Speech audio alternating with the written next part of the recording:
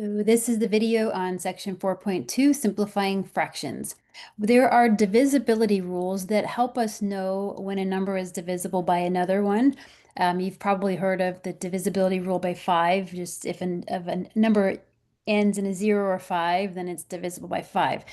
Or the divisibility by 10 rule. If a number ends in 0, it's divisible by 10. And those are the two probably most common ones. There are other divisibility rules, and we'll go over a few of those here. So how would we know if a number is divisible by 2?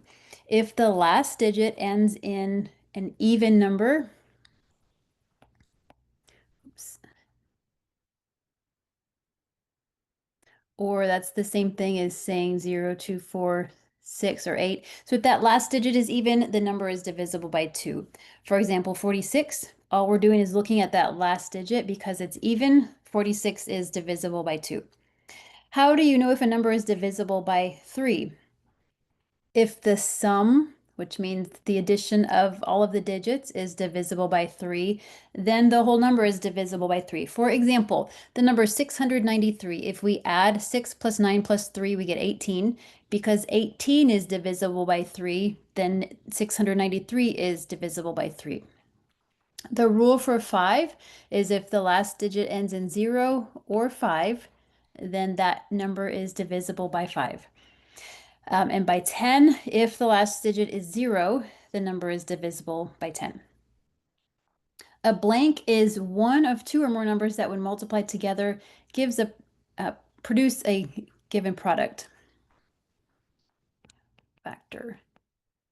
So for example, 3 and 5 are the factors. So 3 times 5, the numbers being multiplied together are the factors, and 15 is called the product. To find all of the factors of a number, simply find all of the numbers that divide into that number. So if we're asked to list all the factors of 36, what that's asking is what number could I write here? What number could I divide into 36? Or what is 36 divisible by? That's what the question is. And so one way we can do this is list the pairs of numbers, like 1 times 36.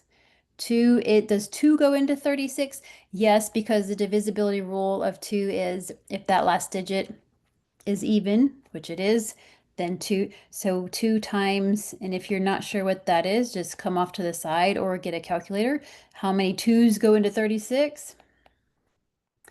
Does 3 go into 36? Yes, because 3 plus 6 is 9, and 3 divides 9. Therefore, 3 will divide into 36. 3 times 12 would be 36. So what we're doing is creating these pairs of numbers just to make sure that we get them all.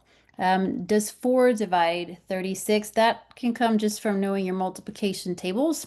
5, no, because that last digit is not 0 or 5. 6, yes, and so 4 and 9 were a pair. 6 is its own pair. 6 times 6 is 36. So once we get past 6 and check for 7, no, 8, no, 9, yes, but then we're right back here to this pair, and so we don't need to list anything else. Once we get that middle, like middle way through the list, we're done with our list.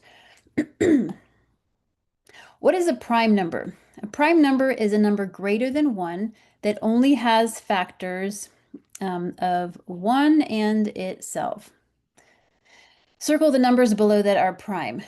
7 would be prime because it's the only way we can factor that is to say 1 times 7.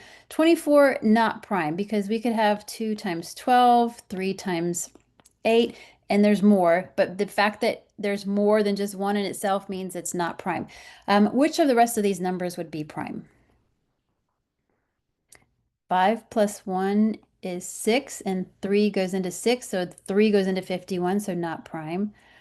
1 is a special case called unique because it doesn't quite fit the definition of prime.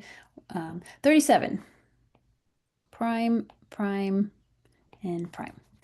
A number greater than 1 that is not prime is called composite. In other words, it's a number that has factors other than 1 in itself. Circle the numbers below that are composite. So not prime and not 1, because 1 is that special case called unique because it doesn't fit either definition of prime or composite. So composite numbers, 8, 51, let's see, I think that would be it. Prime factorization is the process of writing a natural number as the product of only prime factors. And you've probably seen this years ago. Do you remember seeing something called a factor tree where you'd say, well, 24 is 3 times 8, and then you'd factor the 8 again because it could be factored, and then you'd factor that 4 again, and you wouldn't stop until you got a list of all prime numbers, and then you'd say that 24 is 2 to the third because there's 1, 2, 3 of them, 2 to the third times 3. That's prime factorization. And I'm just going to erase that so we have room to work. Okay. Determine whether the factorization represents the prime factorization. If not, explain why. So this is factored, but it's not prime factored because 8 could still be broken down into more factors. So it's not completely factored. This one, all of these factors are prime, therefore that is the prime factorization. If you want some guidelines, if you like reading things in words, there you go. Find the prime factorization by a factor tree. So we begin with any two factors, meaning that you could start with 2 times 20 to get 40, or if someone else said 5 times 8, it doesn't matter where you start. As you find factors that are prime, we'll circle them. So 2 is prime, but 20 is not. So 20 gets factored again. That's 2 times 10. There's another prime.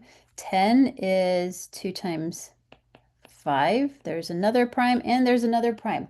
And then when we list what are the prime factors of 40, there's 1, 2, 3 2s, so that's 2 to the third, or 2 times 2 times 2 times 5. In other words, all of these circled numbers get multiplied together, and when they do, they create that beginning number of 40.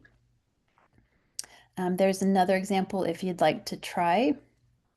Fractions that are different but represent the same value are called equivalent fractions. Fractions that can be simplified to lowest terms are equivalent fractions. For example, in the picture, you have a 1/2 and a 2/4 and a 4/8, and you can see visually that they are the same amount. The numbers look different, but they are representing the same amount. For example, 4/8 equals 1/2. Determining when two fractions are equivalent. Two fractions are equivalent if their cross products are equal. So cross meaning there's one of the crosses, there's the other cross. Products meaning multiply. So what this is getting at is if we multiply, in this case, A times D, that's right here, that's going to equal B times C right there. So we can use that cross product fact to determine if these fractions are equivalent. So here we would say 45 times 2, and we're checking to see, is that equal to 5 times 18? And I'm going to grab my calculator here just to double check myself. 45 times 2 is 90. 5 times 18 is also 90. So yes, these two fractions are equivalent. And I'm going to erase this and just show that we're putting the equal sign in there. The next one, I'm multiplying 8 times 12 and checking to see if that is equal to 7 times 15. So 8 times 12, 8 times 2 is that's 96. 15 times 7 is 105, not equal to. So we're going to say that these two fractions are not equivalent. So notice the symbol change is the equal sign with a slash through it. That means not equal to. Simplifying or reducing fractions means to write the fraction in the simplest form. A fraction is considered all the way simplified when the numerator and denominator have no factors in common. So here's another example. We can see visually these are all the same amount. So 6/12 is the same thing as 3/6, which is the same thing as 1/2. 1/2 would be considered the simplified version of that fraction. So if we want to simplify a fraction, we can prime factor the numerator, prime factor the denominator, and then cancel any like factors. So for example, 24, if we come off to the side and we prime factor that as its own little problem, 2 times 6 and then 2 times 3. So 24 is a 2 times a 2 times a 2 times a 3. And then 42, if we prime factor that, that's 2 times 21, 3 times 7. So 42 is 2 times 3 times 7. I'm just going to rewrite that over here. So 24 was 2 times 2 times 2 times 3. 42 is 2 times 3 times 7. And then if we cross out any common factors, so 2 over 2, remember from a rule previously, if we have any number divided by itself, that's a 1. Here's another 1. 3 over 3 is 1. So when I write that red line, I'm canceling. I'm saying that's a 1. And so what we have left is 2 times 2 on the top and 7 on the bottom. So 4/7 is the most simplified fraction form that we could have there. Another example, same thing. Let's take the numerator and prime factor that, and the denominator and prime factor that. So 105, what I just did in my head was this, and I noticed that that would be divisible by 3. So 3 times something is 105. And that would be 35. 35 is 5 times 7. If you don't have your multiplication facts memorized, ideally you would memorize them. And if that's not going to happen this semester, I would recommend getting a multiplication chart and having a calculator and using both of them. And if you want some tips on how to best use your calculator or multiplication chart to figure out like what is 35, give me a text and we can meet for that, and I'll show you a couple things on your chart and your calculator. 140 is 2 times something because that last digit is 0. That means 2, 5, and 10 go in there. And I'm gonna start with 10 and get this down faster. So 10 times 14, 10 is 2 times 5, 14 is 2 times 7, and these are all primes. All right, let's rewrite. So 105 is 3 times 5 times 7. 140 is 2 times, I'm just going to write these in numerical order, 2, 2, 5, 7. And then we cross out common factors. So here's a 1, here's a 1, and that leaves 3 over 4. So 3/4 is the simplified fraction. Another way to do the same thing is to recognize what factors do these numbers have in common. So 45 and 30, they both are divisible by 5. So if I do 45 divided by 5, that is 9. 30 divided by 5 is 6. There's still a common factor. These two are both divisible by 3, so I'm going to divide again.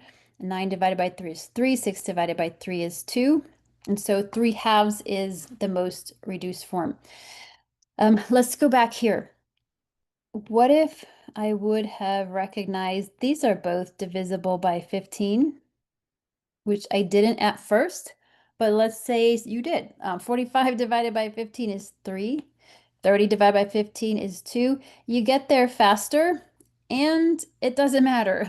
So you divide by whatever factor you see that they have in common, and you might get there in one step, you might get there in a couple steps. Just keep simplifying until you get to that most reduced fraction. You know that you have the simplified fraction when the numerator and the denominator have no more factors in common.